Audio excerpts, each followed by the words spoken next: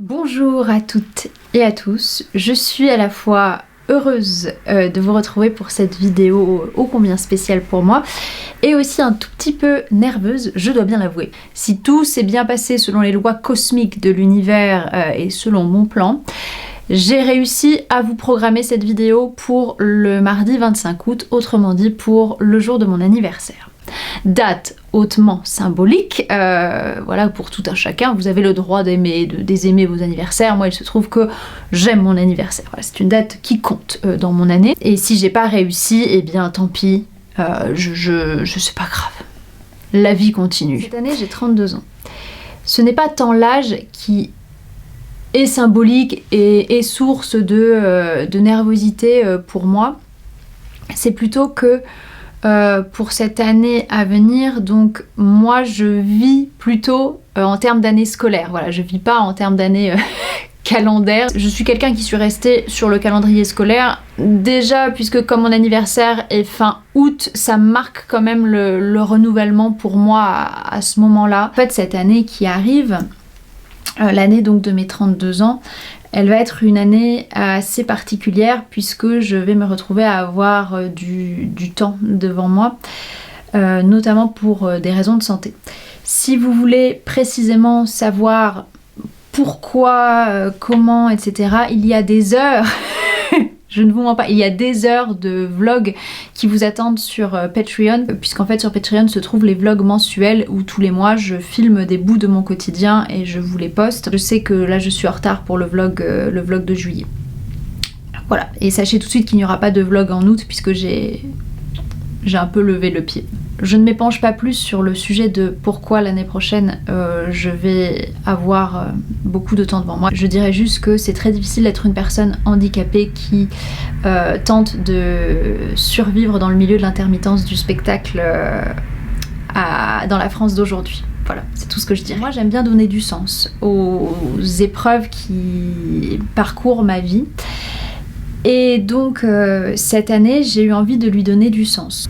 Et ce qui m'a toujours aidé à donner du sens à ce que je traversais, c'est l'art. Et notamment la littérature, la lecture, que ce soit la lecture de classiques, de contemporains, d'essais, de pièces de théâtre. C'est ce qui m'a toujours aidé à continuer à avancer, à essayer d'accepter, de comprendre ce qui m'arrivait pour pouvoir m'adapter à ce qui allait advenir par la suite. Et donc je vous propose cette vidéo où je vais vous parler de 12 livres que j'ai prévu de lire durant cette année, un livre par mois. Vous vous dites mais comment c'est fin août, c'est bizarre? Non, puisque en fait je commence le jour de mon anniversaire. Donc durant ces 12 mois qui vont s'écouler de août 26 à août 27, je vais lire un livre par mois, un livre qui j'espère va m'aider à évoluer, à accepter tout ce qui s'est passé au cours de ces dernières années, et notamment cette dernière année qui a été très difficile et éprouvante. Ces lectures, j'espère qu'elles vont me permettre de comprendre ce que je suis, où j'en suis, et vers où je souhaite me diriger par la suite. Et pour ça j'ai été piocher des titres dans plein de domaines différents. J'ai essayé de faire des catégories, mais alors...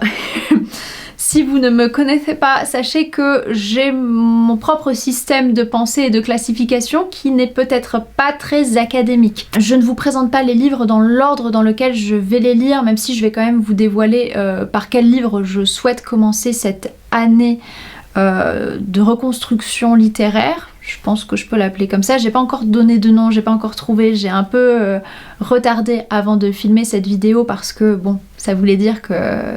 j'y étais pour de vrai et que ça allait commencer cette nouvelle année, cette nouvelle étape de vie. À travers les 12 livres de cette liste, j'ai tiré 3 grandes catégories.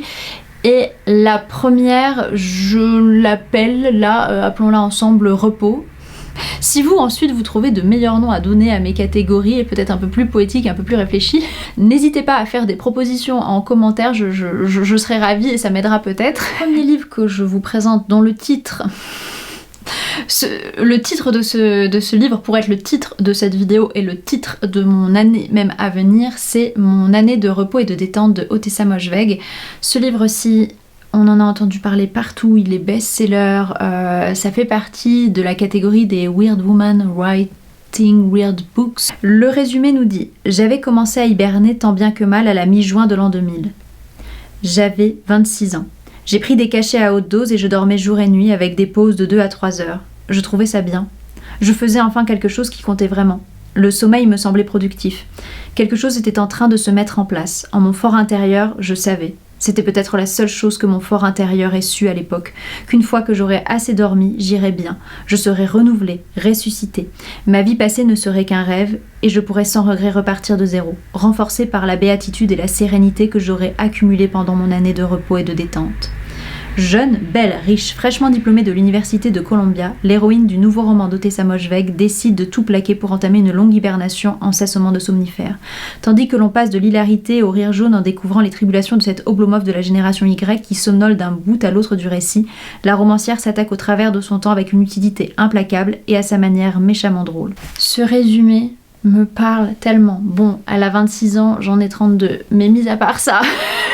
J'ai personnellement d'énormes problèmes de sommeil depuis toujours. J'ai l'habitude de dire que chez moi, le sommeil est une compétence non pas innée mais acquise et que je remets en jeu chaque nuit. Par exemple, la nuit dernière, la compétence sommeil n'était pas encore acquise pour moi. Voilà, non, pas du tout. Et ça fait plusieurs années que j'ai ce livre dans ma wishlist, mais que je ne saute pas le pas.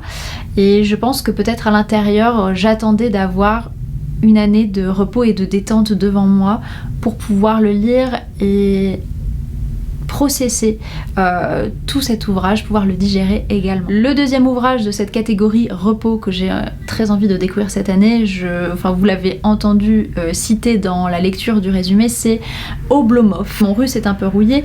L'auteur est Ivan Gotcharov. Voilà, j'ai fait russe LV3 au lycée pendant 1 an. Partisan de la position allongée, Oblomov ne trouve le bonheur que dans le sommeil. Ni son ami Stolz, incarnation de l'énergie et de l'esprit d'entreprise, ni la belle Olga avec qui se nourra l'embryon d'une idylle ne parviendront à le tirer de sa léthargie. Entreprendre et aimer sont décidément choses trop fatigantes. Grand roman de mœurs, Oblomov offre une satire mordante des petits fonctionnaires et des barines russes.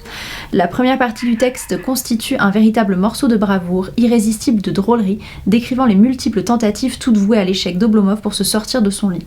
La profondeur du roman et la puissance du personnage d'Oblomov n'ont pas échappé à des philosophes comme Lévinas. L'inertie du héros est moins une abdication que le refus farouche de tout divertissement. L'humour et la poésie sont au service d'une question que Gontcharov laisse ouverte, et si la paresse, après tout, était moins un vice qu'une forme de sagesse. La paresse ne fait pas partie de mes défauts. Je pense que je suis quelqu'un même qui entreprend trop de choses et qui ne se laisse pas le temps de maturer, de laisser vivre les choses. J'ai tout le temps besoin de faire des choses, de créer des choses, de réfléchir à quelque chose, de voir des choses, de découvrir. J'ai une grande soif inextinguible je suis très curieuse de beaucoup de choses. J'ai une appétence pour l'apprentissage, pour la découverte qui font que je ne suis pas quelqu'un qu'on qualifie de paresseux. Et dans notre monde, dans notre société, la paresse est vue comme un vilain défaut puisque c'est vu comme quelque chose qui n'est pas productif, quelque chose qui ne sert pas le capital et le reste de la société. On est un parasite, etc. On entend plein de choses. Cependant, il se trouve que lorsqu'on est une personne handicapée ou une personne avec des soucis de santé, des maladies chroniques, on est soumis à des temps de paresse obligatoire. Moi je l'ai longtemps vu et je le vois encore comme de la paresse, comme le fait de me dire mais si je ne fais rien, qu'est-ce que je suis? Je suis pas utile, je sers à quoi? Et pourtant ce temps-là est nécessaire à la guérison. Au fait qu'on puisse continuer à survivre malgré les maladies, la souffrance, la fatigue. Et ce personnage d'Oblomov, c'est un personnage de la littérature russe classique dont j'entends parler depuis longtemps et je me suis toujours dit que ce serait bien de découvrir ce personnage, notamment parce qu'on nomme dans le résumé l'humour, et il y a quelques années je vous avais fait une vidéo sur mes livres d'humour préféré, enfin en tout cas où l'humour était très présent. Et personnellement j'aime beaucoup rire quand je lis.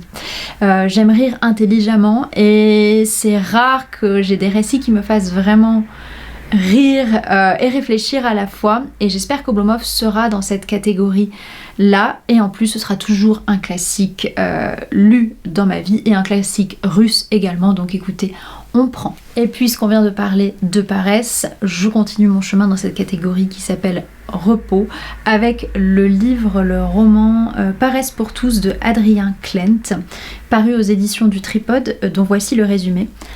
Paresse générale. Et si on ne travaillait que 3 heures par jour ? Paresse pour tous, un roman espiègle qui offre le portrait d'une France qui se remet en marche, mais pas du tout comme certains voudraient. Et si on ne travaillait que 3 heures par jour ? Telle est la proposition qu'Émilien Lang, prix Nobel français d'économie, fait dans son dernier ouvrage Le droit à la paresse au XXIe siècle. Très vite portée par la renommée de l'économiste et le sérieux de ses analyses, l'idée fait son chemin dans le débat public.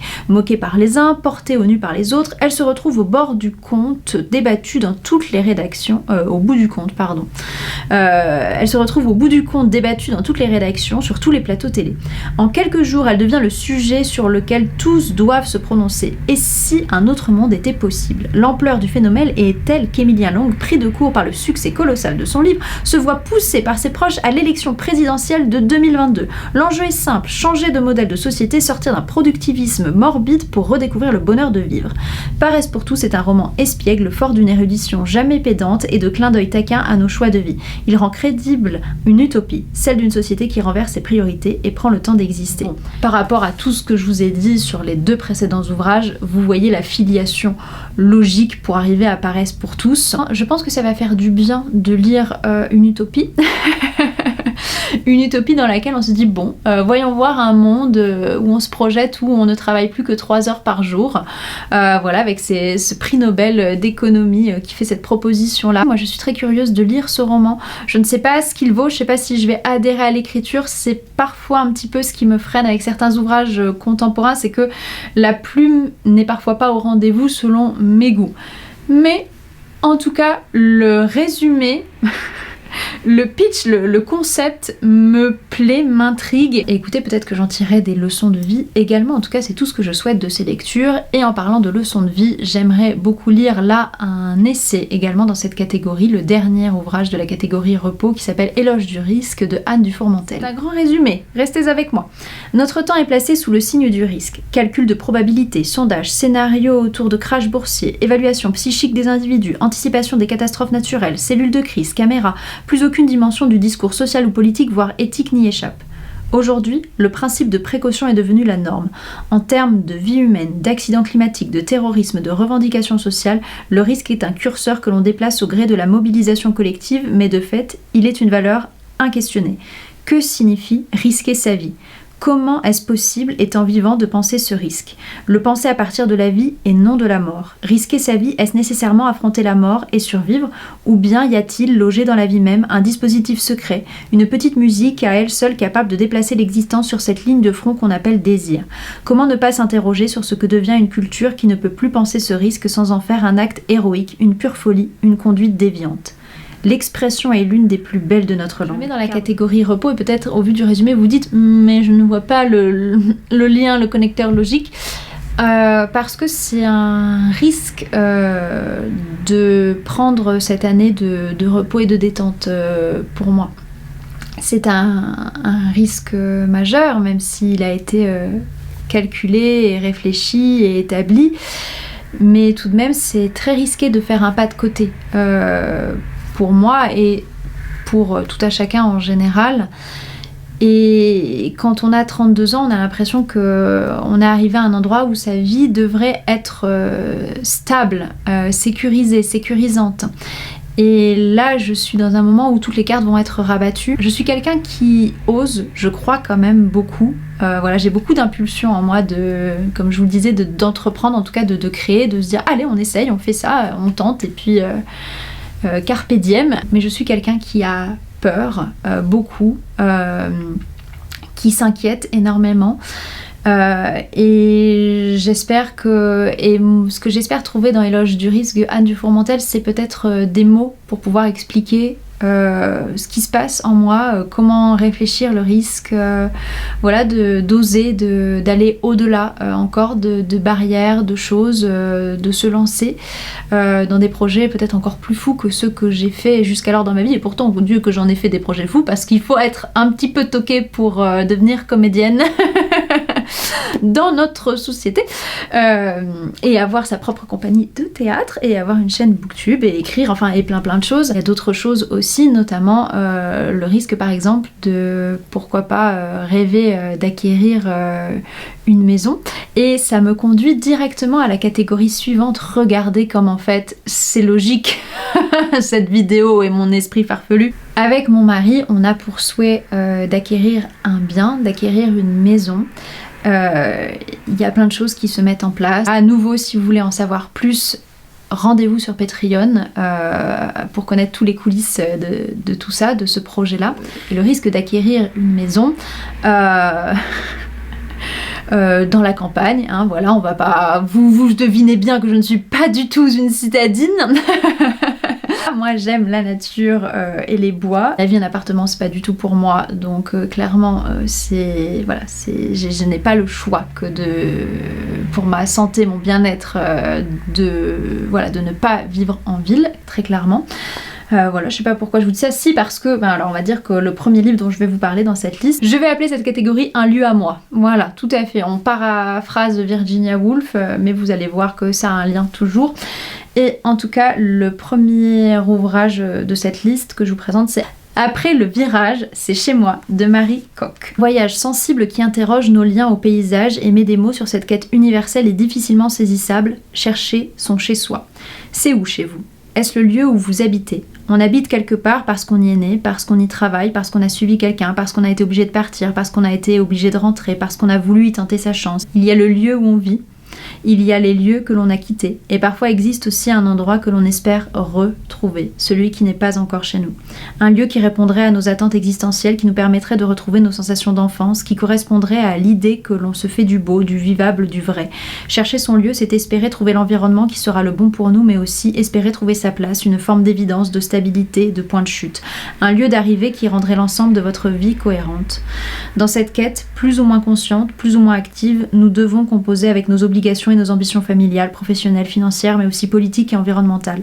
Entre désir d'ancrage, aspiration au mouvement et deuil de toutes les vies que l'on n'aura pas vécues, la poursuite du lieu rêvé n'est pas qu'une question géographique, elle interroge notre rapport au dehors, à la propriété, au réel, à l'autre, à soi. On a fait un article aussi sur Patreon de ça, de chercher son chez-soi, la quête du lieu à soi. Personnellement, je suis quelqu'un qui a énormément bougé. De toute façon, vous le savez, si vous me suivez depuis plus de 10 ans sur YouTube, les décors ont énormément changé. J'ai déménagé plus d'une dizaine de fois depuis que je suis partie de chez mes parents parce que je n'ai jamais trouvé de lieu à moi, que c'est une quête dans ma vie, mais vraiment c'est voilà, je cherche l'endroit comme on pourrait chercher la personne avec qui partager sa vie. J'ai cherché ce lieu-là pendant très longtemps, et la réflexion de où on habite, pourquoi, c'est quelque chose qui est très très présent, parce que, attention, grande révélation, mes ancêtres n'ont pas bougé. Mais quand je vous dis pas bouger, c'est pas bouger du village où je vis actuellement. Mon grand-père a fait des recherches généalogiques extrêmement poussées, et depuis le 15e siècle, mes ancêtres n'ont pas bougé de ce village. Je vous arrête tout de suite au niveau des blagues sur la consanguinité. Voilà, j'ai tiré mes propres conclusions de ces recherches généalogiques, voyez-vous. Donc ce qui fait qu'aujourd'hui, ma famille de sang vit vraiment très très proche de moi, dans le même village, quoi, ou le patelin juste à côté. Et ça, c'est quelque chose qui me hante, mais vraiment depuis très longtemps. Et depuis que j'ai vu la série Once Upon a Time quand j'étais toute jeune étudiante, si vous n'avez pas vu Once Upon a Time, il se trouve que les personnages de contes de fées, oui, je dévie toujours sur les contes de fées, à un moment ça arrive forcément dans mes vidéos, voilà, c'est ce que je suis. Les personnages sont enfermés dans cette ville qu'est Storybrooke, qui ne peuvent pas en sortir, et moi je me dis, mais il y a quelque chose quand même dans ma famille de cet ordre-là, vous ne pouvez pas partir de notre village, vous y revenez. Même quand vous êtes parti loin faire vos études, vous revenez. Il y a un truc qui fait que non, vous êtes là. Et moi, je ne veux pas être là jusqu'à la fin de ma vie. Je fais tout pour ne pas y être. Pour plein de raisons. Rendez-vous sur Patreon si vous voulez tout savoir. Ce qui fait que l'ouvrage Après le virage, c'est chez moi, qui parle aussi de la campagne profonde, de tout ça, de partir, de lieu de vie.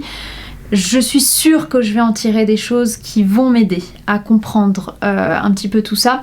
Et dans le même registre, je sais que Digli va sortir un livre au mois d'octobre sur la thématique de la maison perdue aussi en campagne. Et voilà, donc forcément, je sais que je le lirai et il va rentrer dans cette liste quand même plus ou moins. Après, je compte aussi lire le livre Philosophie de la maison de Emanuele Coccia. Le résumé est nettement plus court. Nous construisons des maisons pour vivre mieux. L'essence de chaque maison réside dans cet adverbe. Le fondement de chaque maison est moral et non purement esthétique ou architectural. Avec elle, c'est l'idée même de moralité qui change. Car une maison n'est pas seulement un espace fait de pierres et de briques, mais une série disparate d'objets et de personnes. Regardez le décor. Je ne suis pas quelqu'un de minimaliste, je suis quelqu'un de maximaliste, quasiment animiste avec les objets.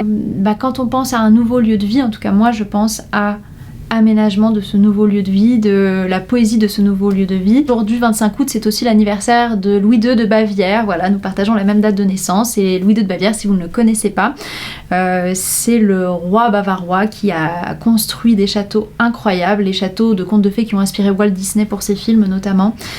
Et donc c'est un roi qui a construit des choses. En dehors de l'humanité, ça a été un roi rêveur, et voilà, dans ses constructions, qui s'est créé son propre monde. Et je m'y retrouve beaucoup dans cette figure-là, et j'espère que le lieu de vie... Je dis des choses hyper poétiques avec de la circulation de tracteurs. J'espère que le lieu de vie qu'on va se construire sera un lieu de rêve, un lieu de songe, voilà, plutôt qu'un lieu... triste et grège. Voilà. Après, l'ouvrage qui a conduit à la naissance du titre de cette catégorie, c'est Un pieu à soi de Ivan Berquier ou Berquiez, je ne sais, qui est un livre qui est paru cette année aux éditions de la Variation. Je vais vous lire le résumé parce que ce livre il est fait pour moi. Merci Laura de Oh là là chic de en avoir parlé dans sa vidéo, comme ça j'ai su que ce livre existait. Virginia Woolf se serait-elle jetée dans la rivière si elle avait pu regarder Buffy contre les vampires? Cette phrase là, on mélange Virginia Woolf et Buffy contre les vampires, je sais pas si vous vous rendez compte. C'est mon ADN. Le 28 mars 1941, sur le bord de la rivière où elle compte se donner la mort, Virginia trouve un objet étrange qui lui permet de regarder une série télévisée à propos d'une adolescente choisie pour combattre les forces du mal. Curieuse, elle rebrousse chemin et depuis son lieu à elle commence son binge-watching, mais jusqu'où? Jusqu'à quand? Les récits sont-ils suffisants à guérir des idées suicidaires? Par son roman uchronique, Ivan Berquiez vise à participer à une relecture féministe et queer de la biographie de l'écrivaine britannique en repensant l'impact que sa bisexualité, sa maladie mentale ou encore son vécu de violence incestueuse ont eu sur sa vie et son œuvre. Un pieu à soi entend contribuer au mouvement de déstigmatisation des troubles psychiatriques en explorant des thématiques comme la maladie mentale chronique, la prévention du suicide et les répercussions psychiques des violences sexuelles, de l'invisibilisation des relations LGBTQI A+, ou encore de la montée du fascisme. Ça vend du rêve quand même comme ouvrage. Dire que c'est par ce livre-là que je vais commencer, donc au moment où vous voyez cette vidéo, le mardi 25 août, sachez que j'ai ouvert les premières pages d'Un pieu à soi. J'accompagne Virginia à travers son visionnage de Buffy contre les vampires, qui est une série qui a marqué ma vie, mais notamment mon adolescence, voilà, puisque moi j'ai grandi dans les années 90-2000, mais j'étais trop jeune quand Buffy était diffusée sur M6 pendant la trilogie du samedi, donc moi j'ai découvert Buffy quand j'avais 15 ans parce que mon parrain m'a offert l'intégrale en DVD. C'était l'année de mon passage en seconde et durant toute cette année-là, j'ai regardé, visionné Buffy, les 7 saisons, et que ça m'a apporté beaucoup de choses et je suis très curieuse de voir ce que l'auteur en fait par rapport à Virginia. Je pense que ce livre va faire partie des choses qui vont m'aider aussi dans cette année, voilà, que ça va me conduire. Je ne sais pas ensuite ce que je ferai de tous ces ouvrages-là, peut-être une vidéo conclusive serait opportune, mais bon, voyons, nous verrons plus tard. Abordons la suite. Alors là, un ouvrage qui tient aussi au lieu de vie, mais peut-être de manière plus symbolique, puisque j'aimerais beaucoup lire la trilogie de Deborah Levy. Ces livres, c'est notamment Elisa de la chaîne Elisa Cab qui en avait parlé, et je fais confiance à Elisa. Si vous ne la connaissez pas, allez la découvrir, je vous mets sa chaîne en barre d'infos. Ça commence par l'ouvrage Ce que je ne veux pas savoir. Deborah Levy revient sur sa vie, elle fuit à Majorque pour réfléchir et se retrouver et pense à l'Afrique du Sud, ce pays qu'elle a quitté, à son enfance, à l'apartheid, à son père, militant de l'ANC emprisonné, aux oiseaux en cage et à l'Angleterre, son pays d'adoption, à cette adolescente qu'elle fut, griffonnant son exil sur des serviettes en papier. Telle la marquise Cabrera, se délectant du chocolat magique, elle est devenue écrivaine en lisant Marguerite Duras et Virginia Woolf. En flirtant sensuel avec les mots qui nous conduisent parfois dans des lieux qu'on ne veut pas se revoir, ce dessin toujours inédit que forme le chemin d'une existence. Je pense que quand même il y a un lien avec le chez-soi, qu'on quitte, l'exil, etc. En tout cas, voilà pour cette catégorie un lieu à moi. Et la dernière catégorie, c'est la catégorie des mots MOTS pour guérir les mots MAUX. Alors celle-ci, elle est un peu plus réfléchie, un peu plus trouvée. Parce que dans cette catégorie-là, à travers ces ouvrages-là, j'aimerais aborder avec moi-même déjà, mais aussi pourquoi pas par la suite avec vous, le rapport à soi et aux souffrances et à nos traumatismes, à des choses qu'on tire avec nous, comme Marley avec ses chaînes, vous voyez, le fantôme de Marley qui promène ses chaînes si lourdes, voilà, ces choses-là qu'on trimballe avec nous, que ce soit les mots physiques, les mots psychiques, et donc les ouvrages que je souhaite découvrir dans cette catégorie, j'espère qu'ils vont me permettre de digérer un petit peu tout ça et à faire en sorte que ce soit moins lourd, que mes chaînes s'amenuisent un petit peu. Et j'aimerais notamment lire les 3 essais de Claire Marin. Claire Marin, j'aime beaucoup cette femme. Elle est philosophe et c'est une personne qui souffre d'une maladie chronique. On ne sait pas ce que c'est. Et elle a écrit un livre incroyable qui m'a énormément marqué, un livre que m'avait recommandé ma psychologue. Un livre qui parle de son rapport à la maladie, à l'hôpital, aux soins, aux médecins, etc. Il s'appelle Hors de moi. C'est un tout petit livre que je vous recommande de lire, que vous soyez une personne malade ou que vous soyez une personne valide, parce que c'est très très important. Mais je ne souhaite pas vous parler de ces ouvrages qu'elle a écrits en rapport à sa maladie.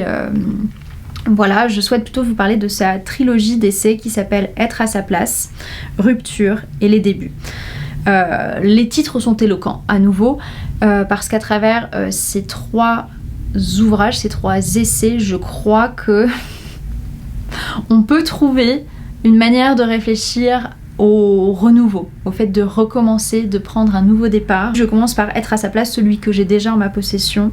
Ça nous dit: ça commence parfois par une inquiétude ou un malaise, on se sent en décalage, on a le sentiment de ne pas être à sa place, mais qu'est-ce qu'être à sa place dans sa famille, son couple, son travail? Quels sont les espaces réels ou symboliques qui nous accueillent ou nous rejettent? Faut-il tenter de conquérir les places qui nous sont interdites à cause de notre genre, notre handicap, notre âge, notre origine ethnique ou sociale?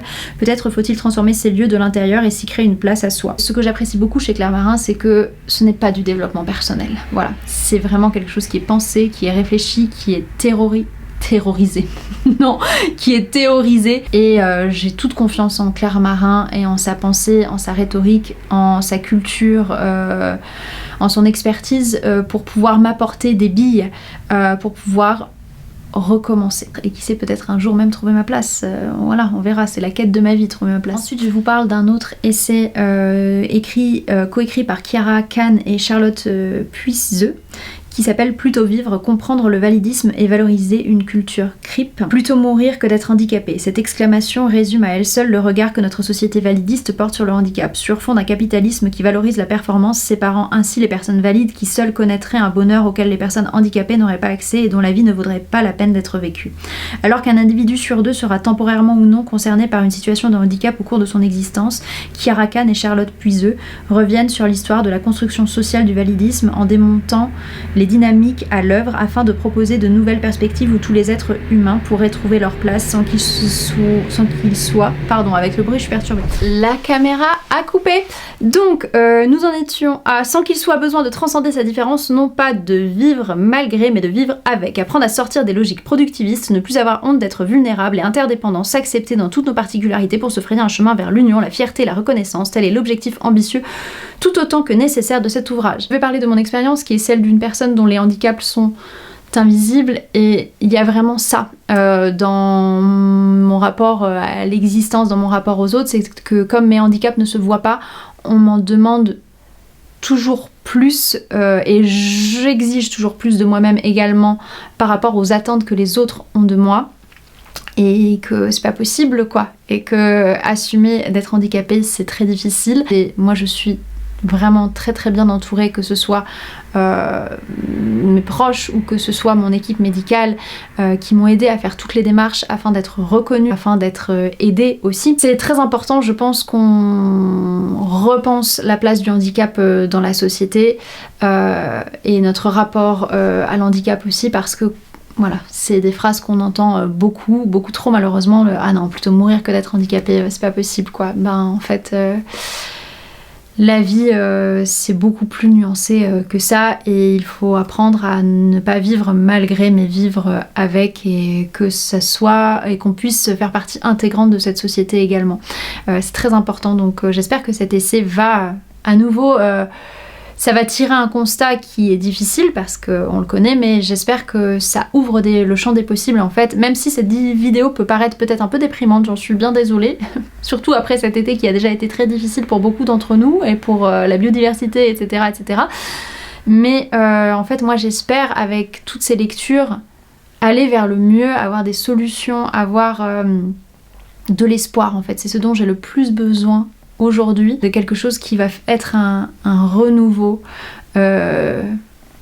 plus sain et plus serein. En plus, dans une année d'élection présidentielle, ça a du sens quoi, on va dire. Après, je vous présente un ouvrage que m'a recommandé de lire ma psychologue, qui s'appelle Sigy la mère de Cynthia Fleury. Celui-ci il est connu, je crois quand même, il a fait parler de lui.